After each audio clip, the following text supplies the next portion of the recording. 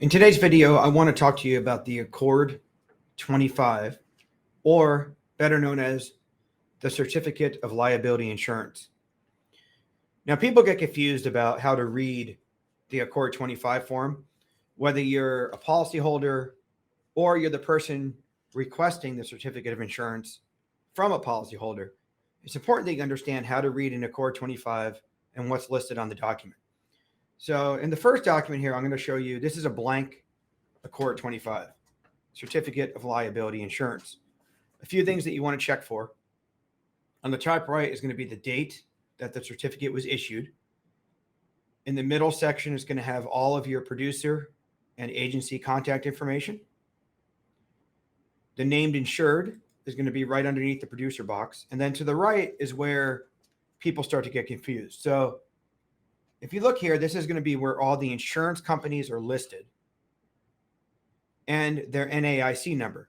So if a policyholder has multiple insurance companies, you can see there's A, B, C, D, E, and F listed. Then all the insurance companies will be summarized on this section. And that corresponds to the bottom left under coverages on the left-hand toolbar. So for example, if the commercial general liability carrier is insurer A, there will be an A to the left. Now, if the auto liability carrier is the same insurance company, then the A will also be there in that section.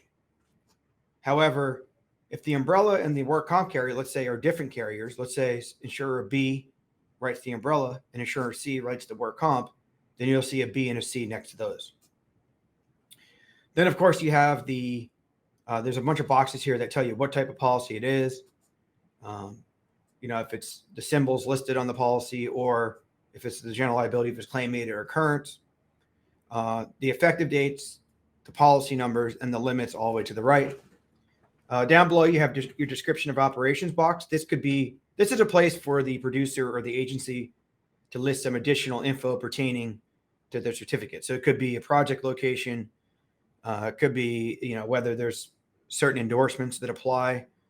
If endorsements follow the certificate, it will list that they precede the certificate or to continue on to find them. And then on the bottom left, of course, the certificate holder, which is the person who is being named on the certificate. Now I'm going to show you one here that's actually issued.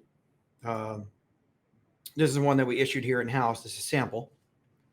And as you can see, very top right, you have your date. You have our agency information on the producer box, and then our phone number. You have the insurance companies. I blacked out the named insured, of course, but this is a client. And then you can see that each of their carriers is different. So they have commercial general liability with Kinsale, commercial auto with Mercury, TOPA is their excess carrier, and Transverse is their work comp carrier. So on the left-hand side, you see A, B, C, and D. You see some of those boxes checked off pertaining to the type of coverage, the policy numbers, effective dates, and the limits. You can see the description of operation box has a project location. And then also, in addition to who we're naming in the cert holder box, some additional wording that the certificate holder wanted on the cert. So you can see all that there. Now, there are endorsements that we provided with this certificate, but I'm not going to show those because they have some schedules and pertinent information on it. But just wanted to give you a quick overview. The ACORD 25 or Certificate of Liability Insurance document. People get confused often especially about the insurer section. So up on the top right, you see your insurer, A, B, C, D, E, and F. And then on the left-hand toolbar, you can see what that insurance company, what policy they wrote or what it pertains to. Now, again, if the same carrier, let's say, writes the general liability and the work comp, and they're listed under insurer A on the top right, you're going to see an A next to the general liability and the workers' compensation section in the middle of the form.